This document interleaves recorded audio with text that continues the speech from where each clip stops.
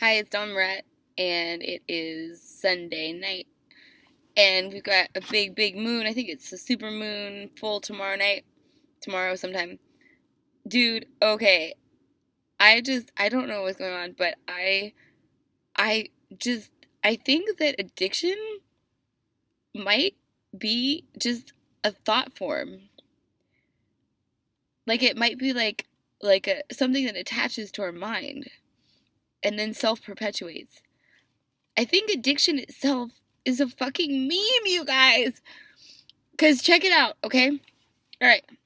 So, well, I grew up, I grew up with parents that worked in addiction, okay? They had, like, parents that were alcoholics, so they both went into, addiction therapy, stuff like that. Worked at rehab centers, were around the 12 steps, you know, all these things, right? And from a very young age, my mom was afraid that I would become an opiate addict, which, of course happened. And my stepfather would say things like that masturbation was addictive, things like that. And so I stopped masturbating. Within like 2 weeks, I was like on coke, okay? And then I was on speed for a couple years, and then I was on heroin for, you know, 17 years or whatever. So anyway, but this idea of addiction, right, is way, way, way beyond the science of it. It's part of a mythology. So the science of, when we think about opiate addiction, oh, for sure that's real. For sure it's real, right? It's real. We got a grip on it. It's real. Wait, because when people were coming back from Vietnam, they were completely strung out on heroin. But they came back here to America. They got sick. They were in bed for a week. They felt like shit. And then they never did it again. People thought that they would be addicted to heroin and we'd have a huge crisis in this country. We didn't. They came back home. They got sick. And like 95% of them just stopped. Never did it again. So we've got the physical symptoms of detox. And then we've got the thought form of addiction. And what is it that keeps people coming back and relapsing and fucking up their lives for years and years? What is it? Is it the sickness of detox? Maybe partially. But I think it's heavily influenced by the thought form of addiction. So what if there was no addiction? What if this was a complete fallacy? What if we couldn't really be addicted to anything? Yes, we've got symptoms of detox, right? Okay, so am I addicted to sleep because I want to sleep every night? I wouldn't say so. Am I addicted to food? A lot of women think they're addicted to food, men and women. Well, maybe you're just misinformed about what you should eat. Because it's easy to think you're addicted to food when you keep eating. But let's say you have no green vegetables, right? You eat no green vegetables. It's all pasta and a bunch of high sugar stuff, right? High sugar, high gluten, artificial, what I would call, like, to be real, I'd probably call it poverty food. It's the stuff that is cheap but has no nutritive value that, they sell everywhere here. And people buy because they think they're getting a discount. Well, we don't have a discount body, so, it's best to nourish ourselves with actual food. But that's another topic anyway. But what if we could not actually be addicted to food? We just kept eating because we needed nutrients. And so we got sick and we got fat and we thought we were overeating. We thought we were addicted to food. When really we just didn't have the nutrients that we needed, and so we kept eating more and more and more of the same garbage. Right? It's not about you're eating too much. It's about you're eating the wrong food. Always. Always, right? So what if there was actually no food addiction? Okay. No food addiction. And so sex addiction, what's that?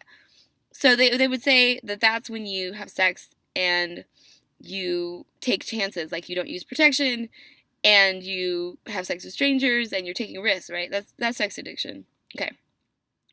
So what if there was no sex addiction? Just people with poor boundaries. People with poor boundaries because of how they were raised.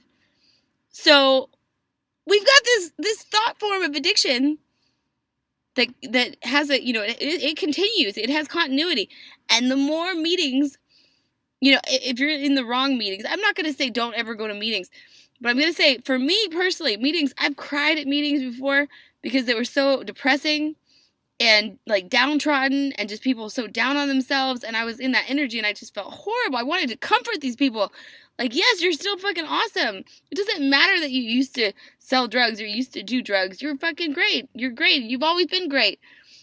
But anyway, these things can be very sad and depressing and time consuming, and they come with the thought form, at least they used to, that if you had this time, you had clean time, and you're building up a mountain of clean time. And so I've got a month, and I've got 2 months, and I've got 3 months. And if you so much as, smoked weed or took some other pill or took acid or did any sort of substance, right, had a glass of champagne, that you had to start your clean time all over again, because you've relapsed into the zone of addiction. That addiction is a space that you occupy, and you're either there or you're not there. And so any wrong move, any false move, and you're in the space of addiction. Well, this is something that is I'm not going to say self-fulfilling, but it kind of is self-fulfilling. So it's like this thing that attaches to our mind. And for me personally, because of my parents' work and some of their fears, addiction was attached into my mind long before I ever did any illegal drugs, because I was put on psych meds at age 6.5, 7, somewhere in there.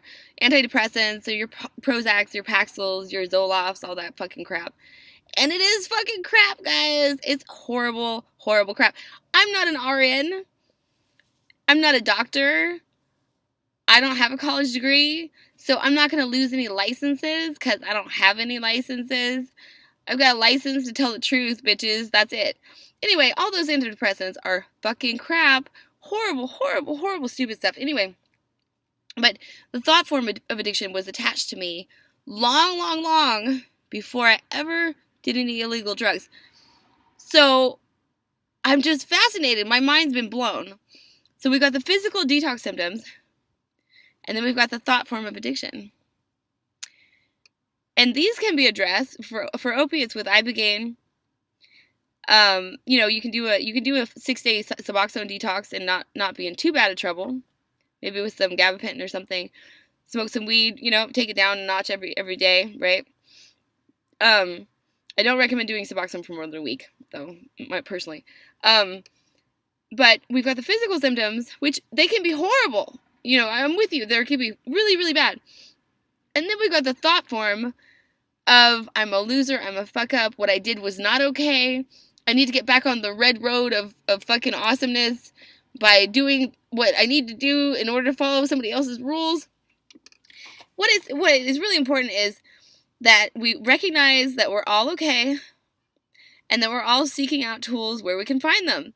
So if we have, 5 pounds of pasta and our body needs some, good greens, some kale or whatever, and we keep eating, right? And we say, I'm a horrible food addict. I'm so awful. I ate, 13 donuts and 5 pounds of pasta. Okay, well, your body's seeking more of something, but you're asking the wrong fucking question, because it's not about how much. It's not about the quantity. It's about the quality. Always. The quality of our lives, the quality of our questions, the quality of our thoughts, the quality of our nutrition. I would rather have a single bite of a life food, organic, raw vegan chocolate mousse than a whole dozen of some sort of horrible, nasty donuts. Because it's going to do my mouth feel and my taste buds better. And it's certainly going to do my body better. And that's with everything, with food, with sleep, with sex, with drugs, with anything. I'd rather have quality with life. Quality than quantity. Friends, connections, everything. Everything. I'd rather have quality than quantity. So anyway, this is just a open sort of thought. I I just realized that it doesn't have to be some sort of huge mythology. It doesn't have to be super mystical. It can be really, really simple. So we can give ourselves the permission to be okay. Give ourselves the permission to look for new tools. Give ourselves the permission to fully accept ourselves and every aspect of ourselves with joy. That's a big permission, because society is, oh, well, you shouldn't be this, you shouldn't be that, you're too this or you're too that. You're not too anything. You're perfection. Perfection. And because I was thinking about my power words, okay? My power words, like, I'm an escapist, right? This is a big one. I'm an escapist. So I leave and I do drugs and I try to escape, right? And I was thinking about escapism. Well, what if I fully loved the fact that I'm an escapist? So I love to travel, I love to move, I love to just journey. What if that was something really beautiful? What if my escapism was gorgeous, right? And then I forgive myself and I'm not judging myself. And what if, because of that, I don't need to escape anymore? What if everything that I acknowledge about myself and I fully pull in that energy, I don't have to live with the negative repercussions of whatever? If I own the word and the power and the symbol and the energy fully, and what if I integrate that and think it's awesome? And then it's just more awesome. So anyway, I was just thinking about, like, okay, I'm an escapist. I'm an escape artist. I like to escape bad situations. I like to escape bad feelings. Well, who the fuck doesn't? Who the fuck doesn't want to escape negative circumstances, right? Only people that are somatically extremely traumatized don't want to escape negative circumstances because they're trained not to. They've got a learned helplessness about them. And for me, I am always looking for, ways to feel good. New ways to feel good. I'm always searching for that. So what if I just totally love that about myself, right? And then I don't have to act from the fear that, I'm an escapist and that's bad, and then I'm trying to escape that. Fuck all that. What if I love that about myself? So every aspect of ourselves, right? I'm a food addict. I'm a sleep addict. I'm definitely a sex addict. I'm a drug addict. I'm an escapist addict. I'm a water addict, for that matter. I'm so addicted to water, you guys. It's insane. Alright, well, have a great night. This is Dawn Moret. Like and subscribe. And leave your comments down below. I would love to have feedback about this. I just am so excited, because I really feel like I'm onto something magical right here. Maybe just for me, and that's totally okay. But maybe it could be shared. So anyway, take care of yourself. All my love. Bye.